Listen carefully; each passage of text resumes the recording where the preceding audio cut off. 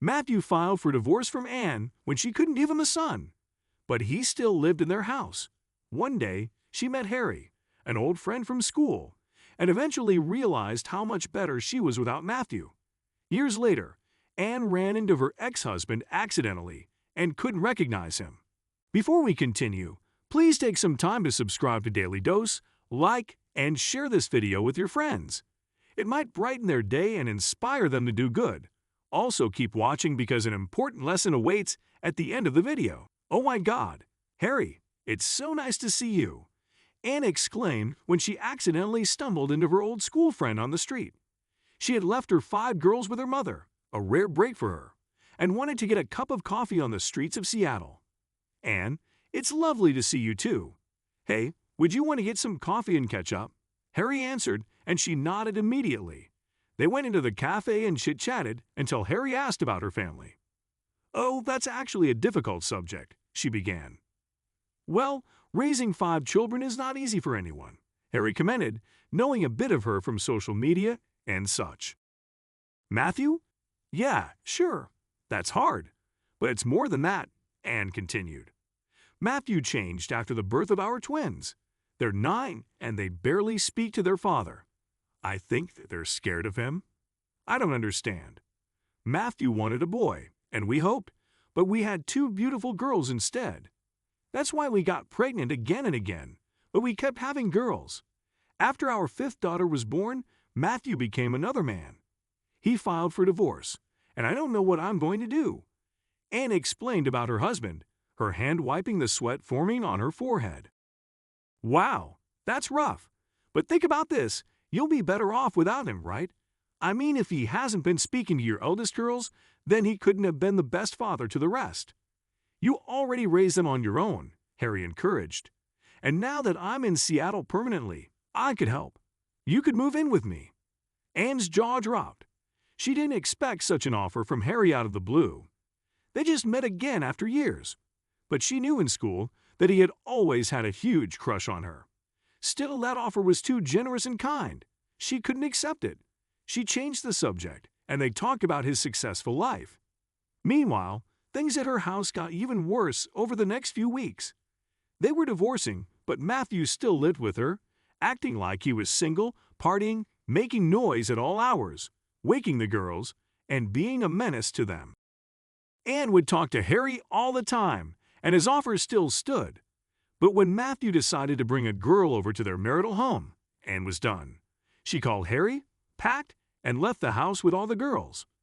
Their divorce got more complicated when she took Matthew to court to get their big house back. Despite her living in Harry's house, her soon-to-be ex-husband didn't deserve to keep their big home. The judge granted her every request based on Matthew's horrible lifestyle and gave her full custody without question. Eventually, she and Harry fell in love, and he bought an even bigger home for their family. When she and the girls moved in with him, she put her house up for rent. She wouldn't think about Matthew for many years. A year after marrying Harry, Anne had their son, Alan, who was the most beautiful boy in the world, and he had 5 big sisters adoring him at every moment. Anne couldn't have been happier. More time passed, and one day, she picked Alan up from press school and decided to drop by the mall to buy him new shoes. The girls were busy with their extracurriculars, so it was only mother and son. Anne never imagined she would run into Matthew there. He was working at the pretzel shop, in charge of distributing free samples at the mall, and Alan ran up to him asking for some. "Alan, don't run away from me like that," she said to him before catching a glimpse of Matthew's surprised eyes. "Anne? Matthew? What are you doing here?" she asked, looking at his uniform and the pretzel tray.